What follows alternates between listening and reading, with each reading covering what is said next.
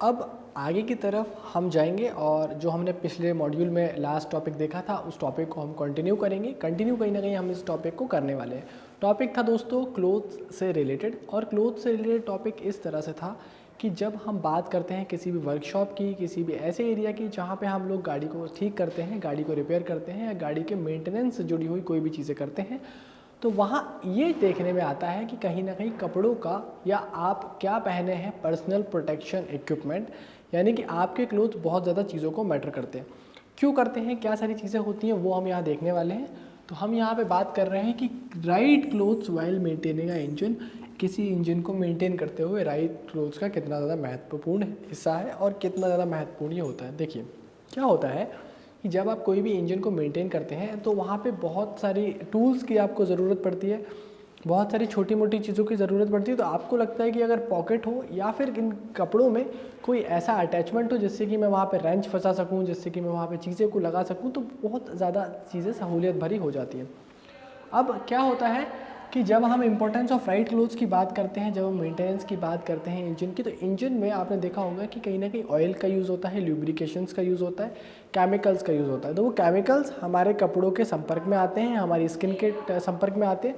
तो जब हमसे बॉडी से टच होते हैं तो बॉडी से टच होकर वो कुछ भी रिएक्शन कर सकते हैं, और बड़ी से लेकर छोटी बीमारियाँ या पर्टिकुलरली शॉर्ट टर्म इन्फेक्शन या लॉन्ग टर्म बीमारियाँ जैसे कि कैंसर जैसी चीज़ें हो सकती हैं। अब डराने की बात नहीं है, बट जब भी आप किसी कार को रिपेयर करते हैं, मेंटेनेंस करते हैं ऑटोमोटिव सर्विस टेक्नीशियन के तौर पे, तो आपको जो आपकी क्लोथिंग है उसके अलावा पीपीई की बहुत ज़्यादा ध्यान रखना है। अब दोस्तों कोविड के बाद से पीपीई जो है वो काफ़ी आम बोलचाल की भाषा में आ गया है, बट पीपीई भी एक तरह के कपड़े ही होते हैं जिसको एक पर्टिकुलरली टास्क के लिए असाइन किया जाता है, जैसे कि लोग मेडिकल के लिए अभी रिसेंट डेज में यूज़ हो रहे हैं।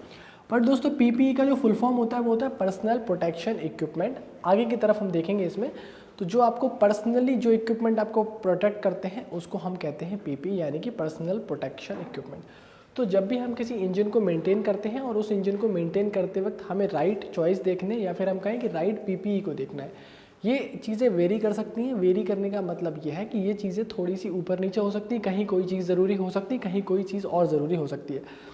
उदाहरण के तौर पे अगर आप वेल्डिंग कर रहे हैं तो आपको जो है कहीं ना कहीं ग्लासेस ज़रूरी हो सकते हैं, क्योंकि आप वहाँ पे सीधे डायरेक्ट नहीं देख सकते।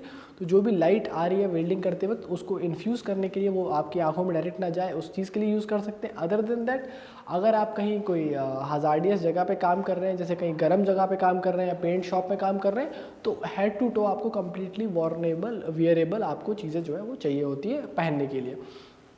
अब दोस्तों आगे की तरफ चलते हैं और ये देखते हैं कि कितने टाइप के जो हमारे इक्विपमेंट्स होते हैं वो कितने टाइप के होते हैं, मतलब कि क्या क्या चीज़ें उनमें आती हैं, कि इक्विपमेंट किन चीज़ों से मिलके बनता है। टोटल नंबर ऑफ इक्विपमेंट्स, जैसे कि आपका हेलमेट हो गया, आपके ग्लव्स हो गए, आपकी शर्ट हो गई, पैंट्स हो गए।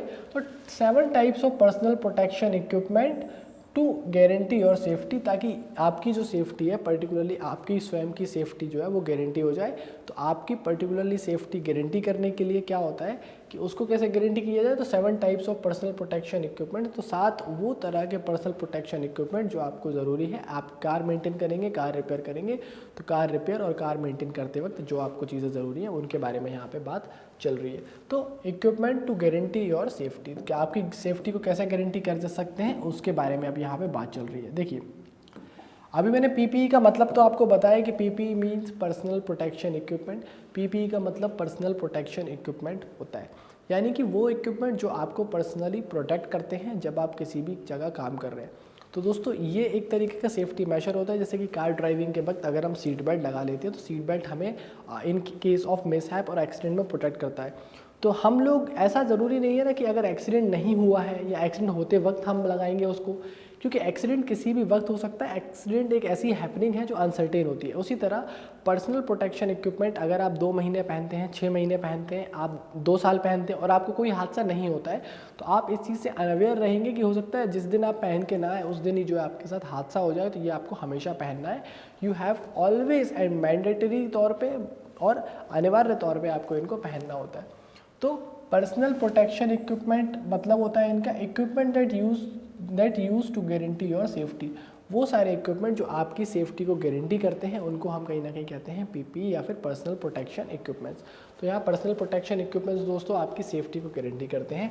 Use PP always and always and anywhere necessary. देखो हमेशा आपको जब भी आप काम कर रहे हो तो हमेशा ही आपको मैंने बताया कि आपको पहनना है। आप ऐसा नहीं है कभी आपने छोड़ दिया या फिर नहीं पहना है, तो आप इस चीज़ का खासा ध्यान रखेंगे। आप किस चीज़ का, कि आपको हमेशा ही जो है इनको पर्सनल प्रोटेक्शन इक्विपमेंट्स को पहनना है।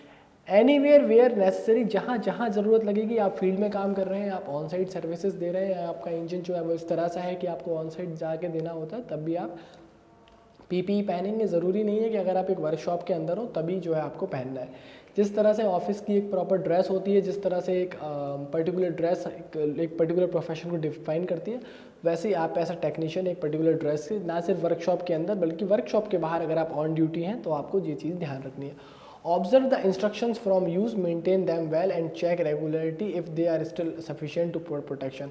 और दोस्तों क्या होता है कि मान लीजिए मैंने आज कुछ ग्लव्स खरीदे या मान लीजिए मैंने आज कुछ रिफ्लेक्टिंग जैकेट खरीदा है, रिफ्लेक्टर जैकेट खरीदा है, मैं उसको 6 महीने काम में लेता हूँ। 6 महीने काम में लेने के बाद मुझे समझ में आता है कि यार ये जो पर्टिकुलरली जैकेट है, ये जैकेट अब काम की नहीं है, या फिर इस जैकेट से अब वो चीज़ें नहीं हो रही हैं, या फिर कहीं से क्रैक्स आ गया है, या फिर कहीं से बैंड्स आ गए हैं, या फिर कहीं से वो वियर आउट हो गई है, तो मुझे उस चीज़ को चेंज करना है। तो मुझे ये देखना है कि if they still offer the sufficient protection, क्या जो पहले दिन प्रोटेक्शन दे रही थी, क्या जो 3 महीने पहले प्रोटेक्शन दे रही थी, क्या आज भी उतना प्रोटेक्शन है। मतलब कि जिस चीज़ के लिए ली गई है, क्या वो चीज़ यहाँ पे मेरी जो है सफिशिएंटली पूरी हो रही है कि नहीं हो रही है। But when do you use what type of protection, but आपको कहाँ क्या प्रोटेक्शन यूज़ करना है ये मैं आपको बता देता हूँ। थोड़ा सा ब्रीफ कर देता हूँ कि आप किस टाइप के काम में क्या सारी चीज़ें पहन रहे हो। मतलब आपको जिस काम में, जैसे मैंने बताया वेल्डिंग करते वक्त आगे का मास्क ज़रूरी है, जिसमें आप ग्लास यूवी रेस को कट कर सकें, उन हार्मफुल रेस को कट ऑफ कर सकें। इसी तरह डिफरेंट इक्विपमेंट्स डिफरेंट जगह पे यूज़ होते हैं। बट आपको ये समझना है कि पीपीई का मतलब होता है पर्सनल प्रोटेक्शन इक्विपमेंट। और पर्सनल प्रोटेक्शन इक्विपमेंट के अंदर दोस्तों अगर आप बात करोगे तो पीपी ऑलवेज एंड एनीवेयर, जहाँ जहाँ आपको लगेगा कि जहाँ जहाँ आप इंजन पे काम कर रहे हो, जहाँ जहाँ आपको लग रहा है कि कहीं ना कहीं सेफ्टी हज़ार्ड्स हो सकते हैं, मतलब मेरी स्वयं की सुरक्षा से या मेरे आसपास वालों की सुरक्षा से जुड़ी हुई कोई भी चीज़ें हैं, जैसे कि मुझे चोट लग सकती है या कोई भी ऐसी चीज़ हो रही है, तो उस चीज़ को, उस चोट को वहाँ से हटाने के लिए आप पीपीई को जो है कहीं ना कहीं यूज़ करोगे। आगे की तरफ आएंगे। सबसे इम्पोर्टेंट होता है दोस्तों सिर। Head is the most important, और हेड मतलब हेलमेट। चाहे आप रोड यातायात हो जाए या फिर आप कोई और चीज़ हो जाए, तो हमेशा जो है बात आती है हेड की। तो सेफ्टी फॉर द हेड की बात यहाँ पे चलती है कि आपका हेड जो है यानी कि सिर जो है उसको किस तरह से बचाया जाए। देखिए आप हमेशा सर के लिए मत पहनिए। मैं खुद कह रहा हूँ कि जब भी आप वर्कशॉप में, तो हमेशा सर के लिए पहनना ज़रूरी नहीं है। सर के लिए हज़ार्ड हमेशा नहीं होता है। सर के लिए हज़ार्ड कब होता है वो हम यहाँ देख लेंगे, और उसको कब पहनना है, किस तरह से पहनना है, वो भी हम यहाँ पे देख लेंगे। Wearing a helmet offers protection and can prevent head injuries. देखो ये तो हम सभी को पता है कि अगर हेलमेट पहनेंगे तो हेड इंजरीज जो है, सर पे होने वाली इंजरीज बच जाएंगी। हेड इंजरीज से जो है कहीं ना कहीं बचा जा सकता है। Select a sturdy helmet that is adaptable to working conditions. अब देखो कई बार क्या होता है, फुल फेस हेलमेट नहीं पहन सकते आप, क्योंकि आपको सामने से थोड़ी सी दिक्कत होती है, बार बार आपको फेस मूवमेंट करना पड़ता है। तो हाफ फेस हेलमेट जो है वो लाइट वेट भी होते हैं, कोई ना कहीं इस तरह से चीज़ें काम करती है वहाँ पे कि आपका वजन भी बच जाता है और आपका प्रोटेक्शन भी हो जाता है, स्पेशली अगर सर की बात करें तो। These days you can find many elegant designs and you can choose extra options such as adjustable interior harness and comfort and sweatbands। देखो हेलमेट लगाओगे तो पसीना आएगा, पसीना आएगा तो अनकंफर्टेबल होगा, अनकंफर्टेबल होगा तो शायद आप उसको नहीं पहनेंगे। बट मेरी ये सलाह है कि आप हेलमेट को, इस तरह के आजकल मार्केट में हेलमेट्स उपलब्ध हैं, इस तरह की चीज़ें उपलब्ध हैं जिससे कि क्या होता है कि आप देखो तो कंफर्टेबल स्वेट बैंड्स भी आते हैं, मतलब कि जिससे कि आपको हवा लगेगी अगर आप आगे पीछे पहनोगे, तो आपकी स्किन जो है वो एयर टाइट नहीं होती है, कहीं ना कहीं आपको वो चीज़ें देखने को मिलेंगी। दूसरी चीज़ आप देखोगे तो find many elegant designs and you can choose extra options. हमेशा आपको बहुत सारे एलिगेंट डिज़ाइंस और एक्स्ट्रा ऑप्शंस मिल जाएंगे। बट आपको कहाँ पहनना है हेलमेट, आपको हेलमेट वहाँ पहनना है जहाँ पे आपको डायरेक्ट हेड इंजरी का खतरा है, यानी कि जहाँ पे अभी आपको लग रहा है कि डायरेक्ट हेड इंजरी हो सकती है, यानी कि सर पे चोट लग सकती है। किसी भी इस तरह की चीज़ों पे काम कर रहे हैं, आपके ऊपर कोई काम चल रहा है जहाँ से कोई चीज़ फॉल आउट हो सकती है, अगर आप इस तरह से चीज़ें काम कर रहे हैं, आप पिट में काम कर रहे हैं जहाँ से आपके ऊपर कुछ गिर सकता है, सर के ऊपर गिर सकता है, तो उन सारी जगह पे आप हेलमेट का यूज़ कीजिए।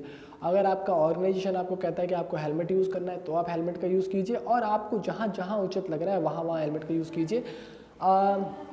यहाँ मैंडेटरी होता है, मतलब यहाँ पे अनिवार्य होता है, वहाँ तो हम लोग पहनते ही हैं। इसके अलावा आपको हमेशा ये देखना है कि क्या मेरे सर पे कहीं कोई चोट लग सकती है, वहाँ क्या मेरे सर के लेवल पे कोई चीज़ ऐसी है जो आके टकरा सकती है या मेरा सर जो है वहाँ लग सकता है। तो उस हिसाब से आप चूज़ कीजिए और आप ये भी चूज़ कीजिए कि आपको हेलमेट किस हिसाब का चाहिए। किस हिसाब का से दोस्तों मेरा मतलब है कि आपको फुल फेस हेलमेट चाहिए या फिर आपको सेमी फेस हेलमेट चाहिए। मतलब कि आपको फुल फेस हेलमेट चाहिए या फिर आपको फुल फेस, मतलब कि यहाँ आपकी आंखें आ जाएंगी, इस टाइप से जो हेलमेट लग जाएगा, ये आपका फेस का फ्रंट होगा। तो ये आपको हाफ फेस हेलमेट या फिर फुल फेस हेलमेट में से क्या चाहिए उसके बारे में यहाँ पे बात होगी।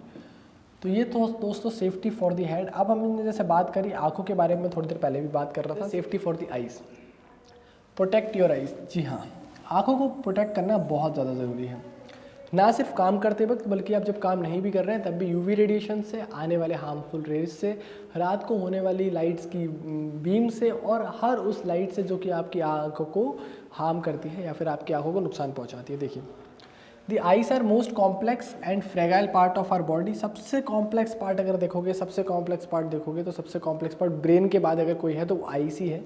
बहुत जल्दी ऑपरेट भी नहीं कर पाती। Each day more than 600 people world wide sustain I injuries during their work. और दोस्तों लगभग 600 लोगों को आंखों के साथ जुड़ी हुई कोई ना कोई तरीके की इंजरी हो जाती है, कोई ना कोई तरीके की कुछ ना कुछ चोट पहुंचती है जो कि आंखों से जुड़ी हुई होती है। वो भी दोस्तों 600 लोगों को, दुनिया के 600 लोगों के साथ ये चीज़ें हैं। Thanks to God pair of safety glasses, और एक good pair of safety glasses, अगर एक अच्छा आप एक सेफ्टी ग्लास लेते हैं तो these injuries could be prevented. और अगर आप एक बेहतर तरीके से आई प्रोटेक्शन गियर पहनते हैं, अगर आंखों के ऊपर एक बेहतरीन चश्मा पहनते हैं, हमारे वर्कशॉप से के अनुकूल चश्मा पहनते हैं, चाहे फिर वो ट्रांसपेरेंट हो, चाहे फिर वो ज़ीरो पावर हो, चाहे फिर वो अगर आपका डेस्क जॉब भी है, अगर आप कंप्यूटर पर भी काम कर रहे हैं तो आपका इस तरह से कोई भी चीज़ अगर आप लेते हैं तो वहाँ पे चीज़ें उसी तरह से होती हैं।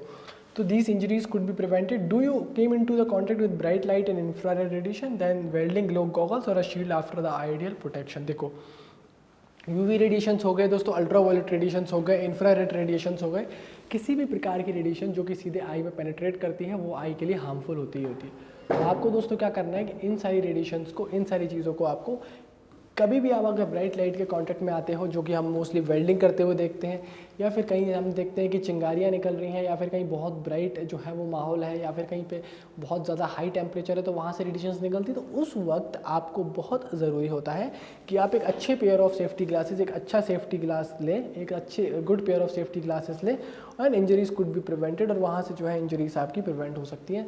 तो ये चीज़ आपको देखनी है और ये चीज़ आपको क्या करना है, समझना भी है। क्या देखना और समझना है आपको? ये देखना और समझना है कि जो आपके पेयर ऑफ आईज है, आँखों को किसी न किसी प्रकार से बचाना है। जब आप मैकेनिक भी होते हैं, जब आप रिपेयर टेक्नीशियन भी होते हैं, तो आपको बहुत सारी जगह ऐसा आएगा, मौका आएगा बार बार, जब आप क्या करेंगे, जब आपको आईज़ को बचाने की ज़रूरत पड़ेगी, तो आप उस टाइम पर ध्यान रखिएगा कि आपको आँखों को जो है बचा के रखना है। अब दोस्तों हियरिंग प्रोटेक्शन की बात करें तो बहुत सारी इंडस्ट्रीज़ ऐसी होती हैं जहाँ पे बहुत ज़्यादा शोर होता है। तो जब बहुत ज़्यादा शोर होता है, स्पेशली मैन्युफैक्चरिंग में देखा गया है, जब बहुत ज़्यादा शोर होता है, कहीं पे अगर कोई ग्राइंडर चल रहा है, कोई ऐसी चीज़ें चल रही है जहाँ से बहुत ज़्यादा शोर हो रहा है, तो आपको उस शोर को टैकल करना है। और उस शोर को आपको टैकल कैसे करना है कि do you work in an environment with high sound levels, and in that case it is very important to consider hearing protection, or earplugs are very comfortable but earmuffs are convenient on the work floor as you are quickly put these or take them off। मतलब कुल मिला के अगर आपके floor पे आप जहाँ काम कर रहे हो वहाँ बहुत ज़्यादा शोर होता है और आपको दिन भर इरिटेशन होती है, या फिर आप बहुत ज़्यादा ही जो है इरिटेट हो जाते हैं, तो आप ईयर प्लग्स डाल सकते हैं। आप म्यूज़िक के हिसाब से चीज़ें ना लगाएं क्योंकि वो आपको इंसुलेट नहीं करेंगे।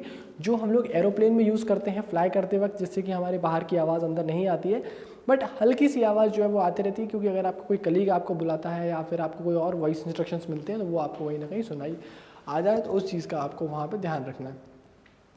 आगे की तरफ चलेंगे, मेंटेन अ गुड रेस्पिरेशन। दोस्तों क्या होता है कि जब आप काम करते हो कहीं भी, और कहीं भी आप काम करोगे तो वहाँ पे इंजन पे काम करोगे। इंजन पे काम करोगे तो आप मोस्टली उन इंजन्स पे काम करोगे जिन इंजन्स को रिपेयर कराना है। जिन इंजन्स को रिपेयर कराना होता है उन इंजन्स के साथ में एक दिक्कत होती है कि उनमें मोस्टली इनकम्प्लीट कंबस्टन होता है, या फिर आप कहो कि उन इंजन्स पे उतनी बेहतर तरीके से कंबस्टन या एग्जॉस्ट प्रोसेस नहीं होती है। तो जब एक बहुत अच्छे तरीके से इंजन में कंबस्टन या एग्जॉस्ट प्रोसेस नहीं होती है तो वहाँ प्रॉब्लम ये होता है कि इनकम्प्लीट कंबस्टन के कारण स्मोक निकलता है गाड़ी से, CO2 निकलती है। जब वो CO2 निकलती है, कार्बन मोनोऑक्साइड निकलती है, नाइट्रोजन ऑक्साइड्स निकलती है, तो वो हमारे लिए पॉइजनस हो जाती हैं, जहरीली हो जाती हैं। अब हमारे लिए कोई भी चीज़ जो जहरीली हो गई और अगर हम वहीं काम करेंगे तो एक दिन 2 दिन सह सकते हैं, पर तीसरे दिन से नहीं सह सकते, तो हमारी हेल्थ पे बहुत ज़्यादा एडवर्स इफेक्ट वहाँ से आ सकता है। तो वो एडवर्स इफेक्ट को कैटर करने के लिए, उस एडवर्स इफेक्ट के लिए क्या करना है दोस्तों हम लोग को कि कहीं ना कहीं हमें एक अच्छे रेस्पिरेशन को मेंटेन करना है। अब आप पूछोगे कि रेस्पिरेशन के लिए क्या ऑक्सीजन सिलेंडर्स लेके बैक पे हम लोग जो है काम करें? नहीं।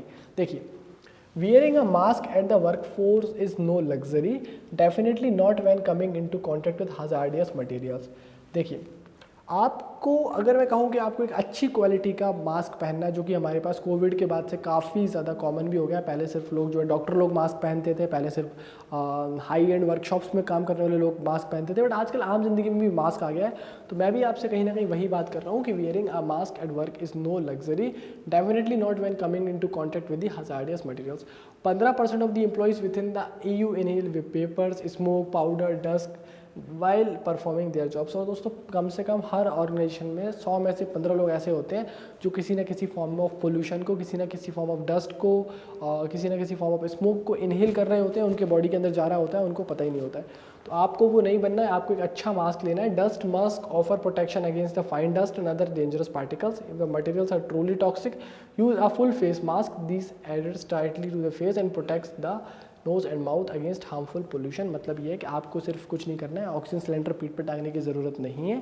एक अच्छी क्वालिटी का अगर आप मास्क ले लेंगे जिससे कि dust particle, fine dust particles, fine smoke particles जो रुक जाएंगे, तो काफ़ी हद तक जो है आपका काम हो जाएगा। जहाँ पे आप 100% स्मोक इनहेल कर रहे थे, 100% डस्ट इनहेल कर रहे थे, वहाँ पर आप लगभग 10 से 15% ही आपका वो रह जाएगा। तो ये चीज़ जो है आपको कहीं ना कहीं देखनी है और समझनी है। इसके बाद में दोस्तों बात करें तो हैंड ग्लव्स कितना इंपॉर्टेंट है। तो हैंड ग्लव्स बहुत ज़्यादा जो है वो कहीं ना कहीं इंपॉर्टेंट होते हैं। क्यों होते हैं मैं बताता हूँ। देखिए, protect your hands with the right gloves. दोस्तों आपके हाथों को बचाने के लिए राइट ग्लव्स का बहुत ज़्यादा ही योगदान है, बहुत ज़्यादा जो है वो ज़रूरी कहीं ना कहीं हो जाते हैं। अब क्यों हो जाते हैं ये हम देखेंगे आगे वाली स्लाइड्स में। तो हम देखेंगे प्रोटेक्शन ऑफ द फीट और प्रोटेक्शन ऑफ द हेलमेट। मतलब हम कहने का ये है कि हम ये देखेंगे कि कैसे कौन से जो है राइट ग्लव्स पहनने, कौन से जो है हमारे राइट ग्लव्स पहनने, और राइट ग्लव्स के बाद में अगर हम बात करें तो किस हिसाब से हमारी चीज़ें हैं, मतलब कि हमें क्या फीट में पहनने, मतलब जो हमारे फीट निकले हुए हैं पैरों वाले और हाथों वाले, तो इन फिंगर्स में जो 10 के 10 फिंगर्स हैं वो पूरा का पूरा ये है, इनको कैसे कवर करना है अब हम आगे की तरफ ये देख रहे हैं। अब ग्लव्स के बारे में बात कर रहे थे और ग्लव्स के बारे में आगे देखेंगे तो क्या सारी चीज़ें आती हैं। देखो, मान लो आपने कोई चीज़ हाथ में ली, केमिकल की है, आपके हाथ में केमिकल लग गया, इन्फेक्शन हो गया, प्रॉब्लम हो गई, स्किन बर्न हो गई। सिमिलरली अगर आप बात करो, कोई शार्प ऑब्जेक्ट ले लिया, हाथ डायरेक्ट स्किन के टच में आया, स्किन कट हो गई, तो कहीं ना कहीं एक बेहतर सेट ऑफ ग्लव्स, एक बेहतर सेट ऑफ पेयर, एक ऐसा पेयर जो कि आपको कहीं ना कहीं हेल्प करेगा, वो बहुत ज़रूरी होता है। तो protect your hands with right gloves. तो आपको एक राइट ग्लव्स के साथ में हैंड्स को कहीं ना कहीं प्रोटेक्ट करना होता है। ये चीज़ जो है आपको देखनी होती है। क्या देखना होता है आपको? Protect your hands with the right gloves. तो राइट ग्लव्स के साथ में आपको हाथों को प्रोटेक्ट करना होता है, उनकी सुरक्षा करनी होती है। मैकेनिक के तौर पे, टेक्नीशियन के तौर पे, ऑटोमोटिव टेक्नीशियन के तौर पे ये चीज़ें आपके लिए बहुत ज़्यादा ज़रूरी हो जाती हैं। एक टेक्नीशियन किसी भी फील्ड में काम करता है, किसी भी जगह काम करता है, कई बार गर्म चीज़ों को भी छूता है, कई बार शार्प ऑब्जेक्ट्स को भी छूता है। तो अलग अलग चीज़ों को जब छूना होता है दोस्तों, कई बार हमारे लुब्रिकेशंस में भी हाथ वगैरह जाते हैं, तो आपको हमेशा उस चीज़ में सेफ्टी के हिसाब से ये चीज़ों को ध्यान रखना है। तो देखिए, hands and fingers are often injured, और हमेशा हाथ और फिंगर्स, क्योंकि ये सबसे फर्स्ट पॉइंट ऑफ कॉन्टैक्ट होता है किसी भी सरफेस को, तो ये काफ़ी इंजर्ड हो जाते हैं। So it is vital to protect them properly. Depending on the sector you work in, you can choose from the gloves of different applications. अलग अलग ग्लव्स को अलग अलग एप्लीकेशंस के हिसाब से आप जो है चूज़ कर सकते हैं। तो ये चीज़ जो है आपको देखनी है और समझनी है। Protection against vibrations. वाइब्रेशंस के अगेंस्ट आप इनको प्रोटेक्शंस दे सकते हैं। मतलब अगर कई प्रकार का वाइब्रेशन हो रहा है, कोई चीज़ जो है वो इस तरह से है, तो आप वाइब्रेशन अगर कहीं भी है तो आप उसको वहाँ पे प्रोटेक्ट कर सकते हैं। Protection against cuts bye sharp materials. अगर कोई शार्प मटेरियल, जैसे कि मैंने बताया है, कोई शार्प मटेरियल है, कोई बहुत ही ज़्यादा शार्प एज है, तो वहाँ से आपको प्रोटेक्शन मिल जाएगा। Protection against cold air heat. मतलब हीट और कोल्ड के कंपैरिजन में अगर कोई चीज़ गर्म है या बहुत ज़्यादा ठंडी है या फिर कोई केमिकल कंपोजिशन है, तो वो चीज़ें मिल जाएगी। जैसे डाइल्यूटेड केमिकल्स, मतलब कि अगर कोई केमिकल है, डाइल्यूटेड केमिकल है, तो इनके अगेंस्ट आपको जो है हेल्प मिल जाती है। तो इस सब को हेल्प लेने के लिए, ये सब हेल्प लेने के लिए आपको जो चीज़ ज़रूरी है वो ये कि आपको ग्लव्स पहने रहना है। तो ग्लव्स आपके लिए बहुत ज़्यादा ज़रूरी हो जाते हैं। तो ये चीज़ दोस्तों क्या ज़रूरी बनाती है? ये चीज़ ग्लव्स को काफ़ी ज़्यादा ज़रूरी बनाती है।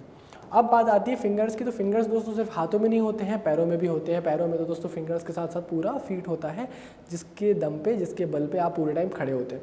तो पैरों पे दोस्तों क्या होता है कि कई बार आप, चूँकि आप अभी ट्रेनी हैं तो आपने शायद काम किया है कि नहीं किया है, बट आपने देखा होगा कई बार हम लोग हैवी वेट लिफ्ट करते हैं या हमारा पार्टनर हैवी वेट लिफ्ट करता है, तो कई बार ऊपर से भी पैरों पे कुछ ना कुछ गिरने की प्रॉब्लम होती है कि ऊपर से भी कई बार पहले से कुछ गिर जाता है।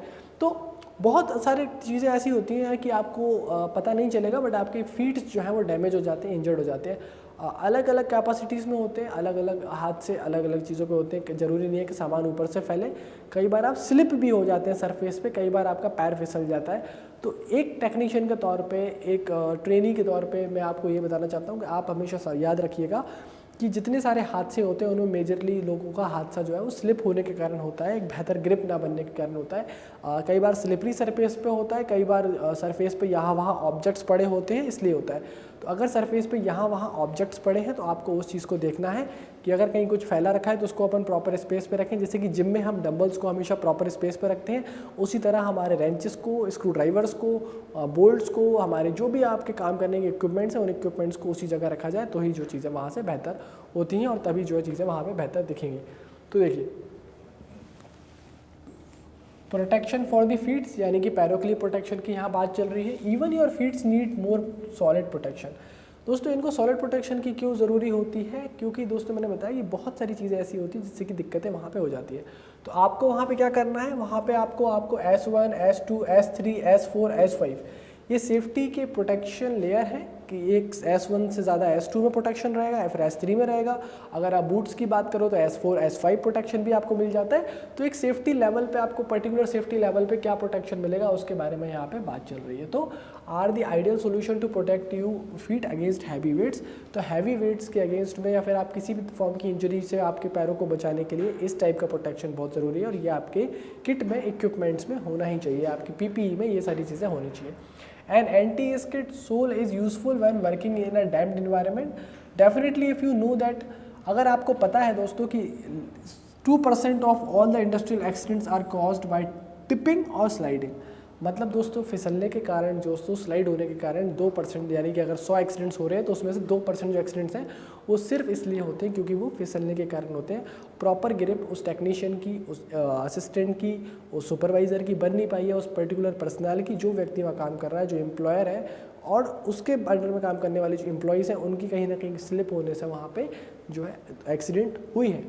तो इसी को देखना है आपको कि on slippery surfaces such as snow and ice, shoes, gloves are recommended for special socks can be provided for extra comfort.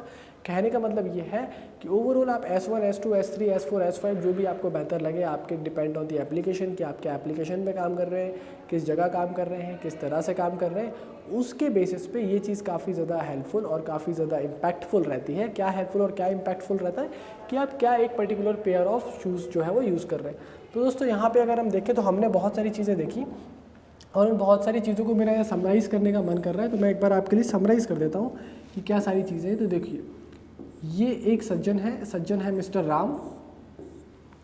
तो ये जब मिस्टर राम किसी फील्ड में काम करते हैं, या फिर आप समझिए ये मैकेनिक हैं या फिर असिस्टेंट हैं, या फिर ये आप कह लीजिए कि काफ़ी खुश व्यक्ति हैं, और ये क्या करते हैं, ये कहीं ना कहीं वर्कशॉप के अंदर काम करते हैं, और ये टेक्नीशियन है, ये सर्विस टेक्नीशियन है। इनके एक हाथ में जो है दोस्तों रेंच होती है, इस तरह से एक हाथ में इनके रेंच होती है, और एक हाथ जो है वो इनका फ्री होता है, एक हाथ में ऊपर कुछ नहीं बनाते, फ्री होती है।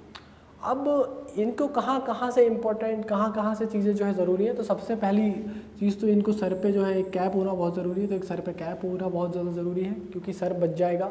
अगर ये किसी ऐसी वर्कशॉप में काम कर रहे हैं जहाँ पे कुछ ऊपर से फॉलिंग ऑब्जेक्ट्स आते हैं, या किसी भी फॉर्म से ये पिट में जाके काम करते हैं, या फिर अंडरग्राउंड काम करते हैं जहाँ से ऊपर से चीज़ें गिरने का खतरा होता है, तो कैप जो है वो मस्ट और मैंडेटरी रिकमेंडेड होती है। दूसरी चीज़ हमने देखा था आँखों के लिए दोस्तों चश्मा। अगर किसी भी फॉर्म से अगर आप देखोगे तो किसी भी तरह से अगर इस तरह की चीज़ें होती हैं कि यहाँ पे ये किसी भी फॉर्म के हार्मफुल रेडिएशंस के कॉन्टेक्ट में आते हैं, स्प्लैशेस के कॉन्टेक्ट में आते हैं, कहीं भी इस तरीके से कॉन्टेक्ट में आते हैं जहाँ पे आप देखोगे कि इनकी आईज़ को डैमेज होता है। आई जो केमिकल, इनका पर्टिकुलर केमिकल आप देखोगे वो अगर आंखों पे जा सकता है। इसके अलावा यूवी रेडिएशंस की आप बात करोगे, या फिर आप बात करोगे किसी और फॉर्म ऑफ रेडिएशंस की जो कि आंखों में जाकर डायरेक्ट डैमेज कर सकती है, तो यहाँ आपको बहुत ज़्यादा ज़रूरी हो जाता है एक स्पेक्स। इसके बाद में थर्ड फॉर्म ऑफ प्रोटेक्शन ये आता है कि अगर आप पेंट शॉप जैसी जगह पे काम कर रहे हो जहाँ पे आपके फेस पे या फिर कहीं और पे केमिकल्स लग सकते हैं, तो फिर पूरा फेस शील्ड वहाँ पे एक रिकमेंडेड रहता है कि आप एक पूरा फेस शील्ड पहने, और फेस शील्ड पहनने के बाद में क्या होगा कि आपका जो फेस है, जो आपका नेक है, जो भी आपके एक्सपोज्ड ऑफ पार्ट्स हैं, वो कहीं ना कहीं वहाँ पे ओवरऑल चीज़ें वहाँ पे कवर हो जाएंगी और वहाँ से आपको कोई प्रॉब्लम नहीं आएगी। नाउ अगर हम बात करेंगे हाथों की, तो दोस्तों इनके हाथ में रेंच है, ये रेंच से काम करेंगे। हो सकता है यहाँ पे कोई शार्प ऑब्जेक्ट्स हो, कट्स हो, तो अगर यहाँ पे कोई शार्प ऑब्जेक्ट्स होते हैं, यहाँ पे कोई कट्स होते हैं, उससे डायरेक्ट कांटेक्ट ना आए, कोई हीट या कोल्ड से डायरेक्ट कांटेक्ट ना आए, या फिर ये किसी भी चीज़ को गलती से छू भी लें तो डायरेक्ट स्किन पे या फिर पर्टिकुलरली हैंड पे कोई डैमेज नहीं होना चाहिए। तो इस पर्टिकुलर डैमेज के कारण यहाँ पे ग्लव्स भी इंपॉर्टेंट हो जाते हैं। और यही हाल फीट्स का भी है। अगर फीट्स में भी प्रॉपर प्रोटेक्शन और शूज़ नहीं पहनता है तो कभी ये रेंच अगर यहाँ पे गिरता है या कोई वेट इन्होंने लिफ्ट किया गया है, अगर कोई वेट गिरता है, कोई भी ऐसी चीज़ गिरती है, तो ये चीज़ आपको देखनी है, ये चीज़ आपको समझनी है कि यहाँ पे भी आपको proper protection S1, S2, S3, S4 या S5 लेवल की प्रोटेक्शन इक्विपमेंट के शूज़, डिपेंड्स कि आप किस एप्लीकेशंस में काम कर रहे हैं, किस जगह काम कर रहे हैं और कितनी स्लिपरी जगह काम कर रहे हैं, उसके हिसाब से यहाँ पे चीज़ें जो है हो जाती है। अब अगर हम बात करते हैं दोस्तों, यहाँ पे बात करेंगे तो ऊपर का जो हिस्सा होता है वहाँ के लिए आपके लिए प्रॉपर कहीं ना कहीं गियर्स आते हैं, प्रॉपर जैकेट्स आती हैं, और एक चीज़ जो हमने यहाँ पे अभी तक नहीं पढ़ी है वो है रिफ्लेक्टर्स।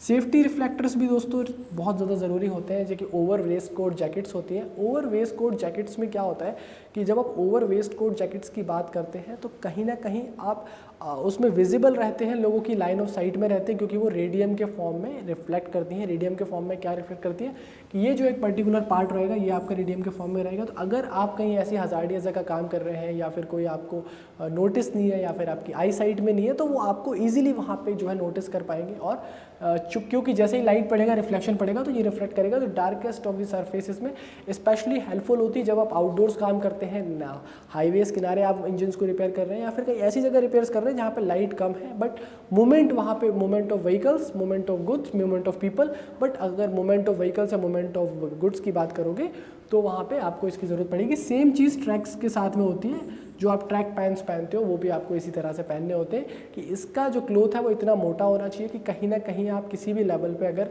उसमें कोई भी इस तरह की इंजरी हो रही है या कोई भी इस तरह की हार्मफुल आ रहा है तो डायरेक्ट आपकी स्किन इम्पैक्ट ना होके और वो चीज़ें हो। सेकेंड थिंग जो इन चीज़ों में ध्यान दिए जाने वाला चीज़ है कि इनका प्रॉपर हाइजीन मेंटेन होना ज़रूरी है कि आप एक ही क्लोथ को बार बार नहीं वियर कर सकते हो, एक ही इक्विपमेंट को बार बार वियर नहीं कर सकते हो। तो at least you should have a spare, मतलब इनका एक और पार्ट आपके पास होना बहुत ज़रूरी है जिसको कि आप ऑल्टरनेट बेसिस पे चेंज कर सकें। और इसको आप या तो इन्फेक्शंस अगर इसके अंदर हैं तो इसको आप लोग उस तरह से ट्रीट करें, या फिर इसको वॉशेबल है तो उसको वॉशेबल करें, वॉश कर सकते हैं, और वो सारी चीज़ें आपको यहाँ पे ले जानी है। तो ये बहुत ज़रूरी है एक मैकेनिक के लिए। सेकेंड थिंग, मैं हमेशा ये प्रेफर करता हूँ कि जो आपके पैंट्स हैं वहाँ पे कहीं ना कहीं इस प्रकार के जैकेट्स होने चाहिए, इस प्रकार के कहीं ना कहीं आपके पॉकेट्स होने चाहिए। वो किस तरह से होने चाहिए जहाँ से आप अपने इक्विपमेंट्स को होल्ड कर सकें। फॉर एग्जांपल अगर मैं पिट में जा रहा हूँ, मेरे को 3 रेंचेस लेके जाने हैं तो मैं 3 रेंचेस को अपने जैकेट में जो है कहीं ना कहीं अलाइन कर सकूँ। मेरे को स्क्रू ड्राइवर भी लेके जाना है तो वो लेके जा सकूँ। अगर मुझे लग रहा है कि मैं कहीं ना कहीं डिफरेंट नंबर के मुझे अगर वहाँ पे अटैचमेंट्स की ज़रूरत पड़ेगी तो वो भी मैं अपने साथ कैरी कर सकूँ, जिससे कि एक और पर्सन को अलाइन करने की ज़रूरत ना पड़े।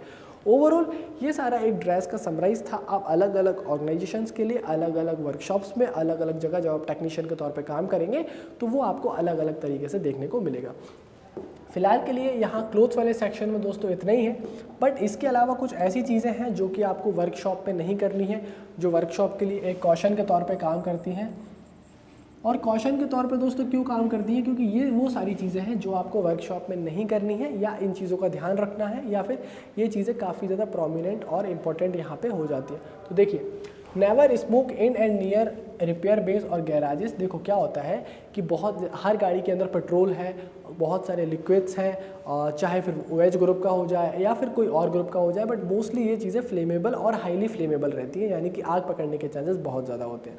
तो जब भी आप इन लिक्विड्स के पास में काम कर रहे हैं, जब भी आप इंजन्स के पास में काम कर रहे हैं, गैराजेस में काम कर रहे हैं, जहाँ पे आप देखोगे तो बहुत ज़्यादा ऐसी चीज़ें होती हैं जहाँ पे आग लगने के चांसेस बेहद ज़्यादा होते हैं, फायर कैच करने के लिए बहुत ज़्यादा चांसेस होते हैं। उन आग लगने वाली चीज़ों और फायर कैच करने के चक्कर में आपको कभी स्मोक नहीं करना है। अगर आप लोगों को वैसे तो स्मोक ही नहीं करना है, बट अगर फिर भी आपकी हैबिट में है या आप लोग करते हैं तो उसको डेडिकेटेड जोन से बाहर कभी भी नहीं करना है। बहुत ज़्यादा इंपॉर्टेंट है ये, specially for you guys mechanics के लिए, जो आपके अभी बेसिक लेवल से आप एंट्री लेवल शुरू कर रहे हो, क्योंकि ये आदत शुरू से बन जाएगी तो लास्ट तक वो आदत रहने वाली है। Vehicles contain flammable and combustible fluids which can be easily set on fire.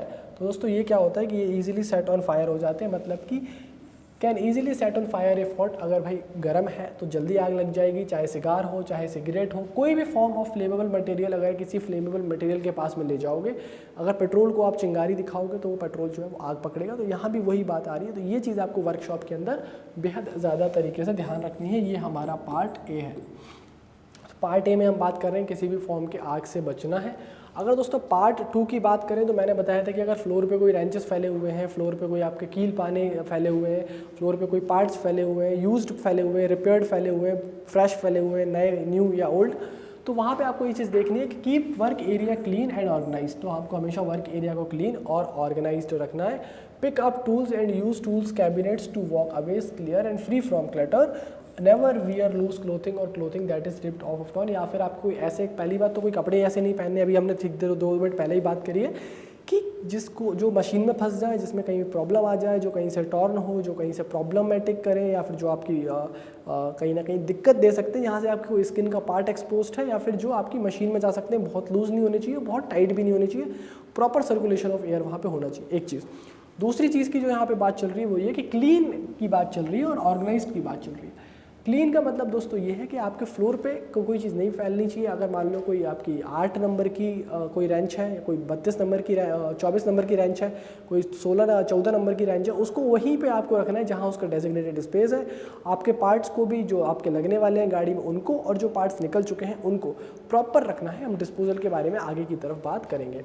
To prevent employees from wearing unacceptable attire, it is recommended to obtain customised uniform and wear apparel from a qualified uniform service company. और दोस्तों ऐसा ना हो कि कोई कुछ भी पहन के आ रहा है, कोई प्रॉपर कोड ऑफ कंडक्ट नहीं बन रहा है, तो उस प्रॉपर कोड ऑफ कंडक्ट को मेंटेन करने के लिए आप चाहे तो अपनी वर्कशॉप में, या तो आप एक एम्प्लॉइज़ यूनियन के तौर पे आप ऐसा सर्विस इंजीनियर, आप ऐसा जो है टेक्नीशियन, रिपेयर टेक्नीशियन, आप एक अपनी सोसाइटी बना सकते हैं, अपनी कम्युनिटी फॉर्म कर सकते हैं। उसको एक बोलें कि आपको आपके पर्सनल सेफ्टी के लिए आप ये पर्टिकुलर यूनिफॉर्म पहनिए, या फिर आप अपने ऑर्गेनाइजेशन को रिक्वेस्ट कर सकते हैं। वैसे मोस्टली ऑर्गेनाइजेशंस में ये यूनिफॉर्म वाला फंडा होता है कि वहाँ पे आपको क्या चीज़ें पहननी है, उसके बारे में यहाँ पे आती है। तो ये तीनों चीज़ें याद रखिएगा कि आपको पहला स्मोक के लिए बताया था, दूसरा क्लीनलीनेस, हाइजीन और ऑर्गेनाइजेशन के ऑर्गेनाइज होने के बारे में बताया था, थर्ड यूनिफॉर्म के बारे में बताया था। इसके बाद में हमेशा प्रोटेक्टिव गियर्स पहनने हैं, ताकि कितना भी आप छोटा रिपेयर कर रहे हो या बड़ा रिपेयर कर रहे हो, हमेशा प्रॉपर, जैसे कि आपको क्या करना है कि गॉगल्स पहनने हैं, ग्लव्स पहनने हैं, ईयर प्रोटेक्शन पहनना है, और जो भी आप रिपेयर कर रहे हैं उसमें ये सारी चीज़ें आपको पहननी है। अब आपको दोस्तों फायर एक्सटिंग्विशर को चलाना सीखना है कि फायर एक्सटिंग्विशर्स कैसे चलाए जाते हैं। अगर गलती से कहीं आग लग जाती है तो कैसे उसको एक्सटिंग्विश करना है, कैसे उस आग को बुझाना है, वो आपको पता होना चाहिए और वो आपको सीखना चाहिए। Appropriate all potential fire types in the event of fire, extinguishers need to be accessed quickly and be charged with right materials to put out the type of fire, that is gas, electrical on। किसी भी type की fire हो रही है, किसी भी type की कोई चीज़ हो रही है, तो उसको आपको क्या करना है, उसको आपको ये देखना है to be charge with right materials to put out the type of fire. मतलब जिस भी टाइप की फायर हो रही है, जो भी चीज़ें वहाँ पे हो रही है, इस चीज़ के लिए आपको किस टाइप की फायर हो रही है वो देखना है, उसमें कौन सा केमिकल और कौन सा फायर एक्सटिंग्विशर लगेगा वो देखना है, और कैसे वो जो है, चाहे वो ड्राई CO2 हो जाए या जो भी चीज़ें हो जाए, उनसे कैसे वो एक्सटिंग्विश हो सकती है, आपको ये देखना है। तो आपको ओवरऑल यही देखना है कि फायर एक्सटिंग्विशर को किस तरह से यूज़ करना है और फायर किस तरह से जो है चीज़ों को वहाँ पे चलाना है। Always disconnect the battery when working on electrical system and near around. और हमेशा याद रखिएगा कि जब भी आप इलेक्ट्रिकल कंपोनेंट्स पे काम कर रहे हैं या नहीं कर रहे हैं, तो आपको जब भी आप गाड़ी पे काम कर रहे हैं तो आपको इलेक्ट्रिकल सिस्टम्स को डिस्कनेक्ट कर देना है, मेन स्विच जो है उसको कट ऑफ कर देना है। मेन स्विच को आपको कट ऑफ करने के बाद में चीज़ें वहाँ से आगे बढ़ेंगी। तो always disconnect the battery when working on electrical systems near or around electrical wirings. Even when the vehicle is off, there is still the potential for current to pass through electrical wiring। दोस्तों जब अगर आपका vehicle बंद भी है तो भी दोस्तों इलेक्ट्रिकल में कुछ ना कुछ करंट्स होता है, डायोड्स अपने अंदर कुछ ना कुछ करंट्स यूज़ करते हैं, बाकी सारी चीज़ें अपने अंदर कुछ ना कुछ फ्यूजेस जो है वहाँ से भी कुछ ना कुछ, वहाँ तक भी कुछ ना कुछ करंट फ्यूज़ होता है। इग्निशन सिस्टम भी दोस्तों कुछ ना कुछ होता है। तो ओवरऑल इंजन में आप देखोगे कहीं ना कहीं कुछ ना कुछ करंट बन रहा होता है, बैटरी से पास हो रहा होता है या फिर बैटरी तक रिवर्स जा रहा होता है। तो उस चीज़ का आप ध्यान रखिए जब भी आप इलेक्ट्रिकल सिस्टम्स में काम करते हैं तो potential of current through the electrical wiring. Never place hands, tools, other objects near the engine while it is running. और हमेशा याद रखना है कि कभी भी अगर इंजन रन कर रहा है, इंजन चल रहा है, तो चलते हुए इंजन के अंदर किसी भी लेवल पर किसी भी फॉर्म में आपको क्या नहीं करना है, चलते हुए इंजन के अंदर किसी भी लेवल पर किसी भी फॉर्म में आपको कोई ऑब्जेक्ट्स उसके पास नहीं रखने जिससे कि वो ऑब्जेक्ट इंजन में चले जाए, चाहे फिर वो आपका फ़ैन बेल्ट हो, चाहे फिर वो आपका रेडिएटर फ़ैन हो, किसी भी फॉर्म का कोई भी चीज़ हो, तो आपको वो चीज़ नहीं करनी है। ऐसा टेक्नीशियन आपको ये चीज़ देख के रखना है और ये चीज़ आपको समझना है। अब दोस्तों हम जब आगे वाले मॉड्यूल में जाएंगे, आगे वाले शेड्यूल में जाएंगे, तो अभी हमने इस मॉड्यूल और इस क्वालिफिकेशन पैक में ये देखा है कि आपके क्या पर्सनल प्रोटेक्शन इक्विपमेंट्स होते हैं, आपको क्या ग्लव्स पहनने हैं, हेड्स पहनने हैं, क्या सारी चीज़ें वर्कशॉप में आसपास करनी है और क्या सारी चीज़ें नहीं करनी है। आगे की तरफ जाएंगे तो हम देखेंगे कि हमारे जो वर्कशॉप में सर्विस के दौरान निकले हुए फ्लूइड्स हैं, चाहे वो हमारे इंजन ऑयल हो जाए, कूलेंट हो जाए, उनको कहाँ डिस्पोज करना है, उनका क्या यूज़ आएगा और आगे की तरफ क्या करना है। तो आगे की तरफ हम जाएंगे, आगे की तरफ जो चीज़ें पढ़ेंगे उसमें ये आएगा कि disposal of lubricants, engines and mechanical waste, तो हम कैसे एक वर्कशॉप के वेस्ट को मैनेज करते हैं और क्या सारी चीज़ें वहाँ पे होती हैं और क्या सारी चीज़ें वहाँ पे हमें देखने को मिलती हैं। तो आगे वाले मॉड्यूल में हमें ये सारी चीज़ें मिलने वाली हैं।